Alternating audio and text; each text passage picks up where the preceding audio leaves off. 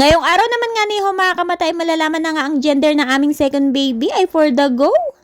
What's up mga kamata? This is Mami Celine and I'm back again for another mini vlog. Parang kailan nga lang talaga nung nalaman ko nga na ako'y buntis, tapos ngayon magsi 6 months na nga yung aking tummy at malalaman na nga namin ang gender ay for the go. Kaya naman ito, nakapag-decide na nga kami ng asawa ko na magpunta sa clinic para nga magpa-ultrasound. At eto, sinirado ko na nga muna itong munting tindahan dahil wala nga magbabantay. At si Lala nga pala yung aming sasakyan papunta dun sa may clinic. Lalabas, lalayas, kasama si Lala. Girl.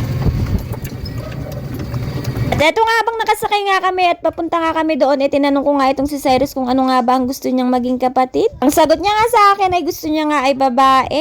At mga ilang minuto lang ay nakarating na nga kami dito sa may clinic at bawal pa rin talaga ang bata sa loob. Kaya naman sinabi ko nga kay Cyrus na maghintay na lang muna sila dito sa may labas at ako na nga lang muna ang papasok sa loob. At pagpasok ko nga sa loob ay inassist nga din ako agad at eto nga inuumpisa na nga hanapin yung gender ni baby. Uy. At habang hinahanap nga dyan ay talaga nga naman na-excite na nga akong malaman kung ano nga bang gender. At kagaya nga ni Cyrus, gusto ko nga din sana babae naman nga this time. Pero syempre hindi nga tayo ang masusunod dahil kung ano nga ang pinagkaloob ng Diyos, babae man yan or lalaki, blessing pa din. At sa mga oras nga nito ay medyo nahirapan nga silang hanapin yung gender ni baby dahil nakasuwi nga daw ito. Pero hindi rin naman nagtagal, nakita rin nila ang gender. At eto, natapos na akong i-ultrasounds at ang gender nga ni baby ay malalaman na nga natin. Uy. Pero this time ay bibitinin na nga muna natin ang isa't isa. Dahil kahit ako nga ay hindi ko pa nga alam ang gender ni baby ng mga oras na yan. Dahil sinabihan ko nga sila doktora na wag na nga munang sabihin sa akin at ilagay na nga lang nila sa sobre yung naging resulta. At eto nga, hawak ko na nga itong sobre at isang buksanan ko nga lang ito malalaman ko na. At paglabas ko nga mukhang nainip na nga itong mag-ama sa akin. At eto nga, inabot ko na nga kay Daddy Ruel itong sobre, pero syempre hindi nga ako papayag na tayo lang ang mabibitin for today's video. Dapat siya din.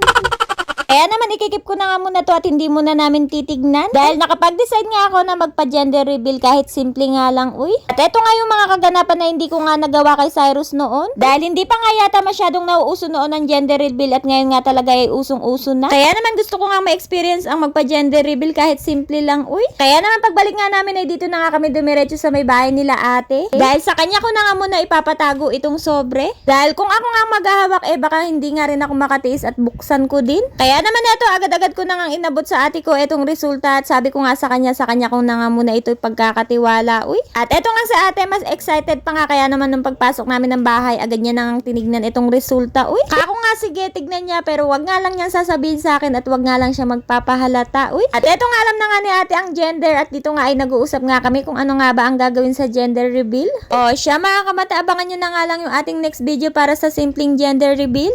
Hi, excited na nga rin talaga akong malaman. Uy, for the go.